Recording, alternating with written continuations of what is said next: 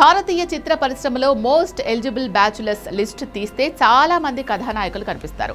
అనుష్క శెట్టి, త్రిష, అంజలి, కృతి సనన్ లాంటి ముద్దుగుమ్మల సరసన నిలిచే మరో అందాల భామ రెజినా కసాండ్రా. కోలీవుడ్కు చెందిన ఈ నటి తన నటనతో మరియు గ్లామర్తో తెలుగు చిత్ర పరిశ్రమలోనూ మంచి గుర్తింపు తెచ్చుకుంది. ప్రస్తుతం 30 ఏళ్లు దాటినా ఇంకా బ్యాచులర్ గానే లైఫ్ లీడ్ చేస్తున్న ఈ బ్యూటీ కొద్ది రోజుల క్రితం ఒక ఇంటర్వ్యూలో తన బ్రేకప్, రిలేషన్స్ మరియు కాబోయే భర్త గురించి ఆసక్తికరమైన వ్యాఖ్యలు చేసింది.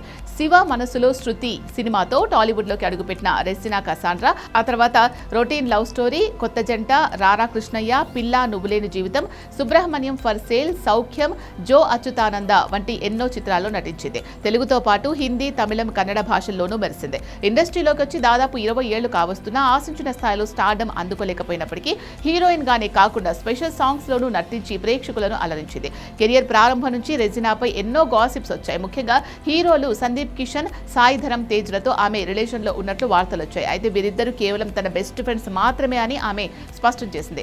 గతంలో తాను సీరియల్ డేటన్ అని, మగాళ్లు మరియు మ్యాగీ నూడిల్స్ 2 నిమిషాలే అంటూ ఆమె చేసిన వ్యాఖ్యలు అప్పట్లో తీవ్ర సంచలనం సృష్టించాయి. ప్రస్తుతం ఆమె తమిళంలో ఫ్లాష్ బ్యాక్, మూకుతి అమ్మన్ 2, హిందీలో ది వైవ్స్, సెక్షన్ 108 వంటి చిత్రాల్లో నటిస్తోంది.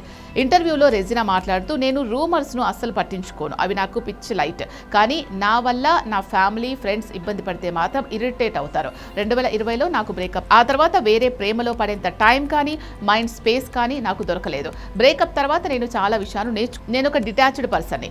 చిన్న వయసులోనే ఇండిపెండెంట్ గా బతకడం నేర్చుకున్నాను. నా జీవితంలో ఎవరైనా ఉన్నా లేకపోయినా నాకు పెద్దగా తేడా ఉండదు అని చాలా కుండబద్దలు కొట్టినట్టు చెప్పింది.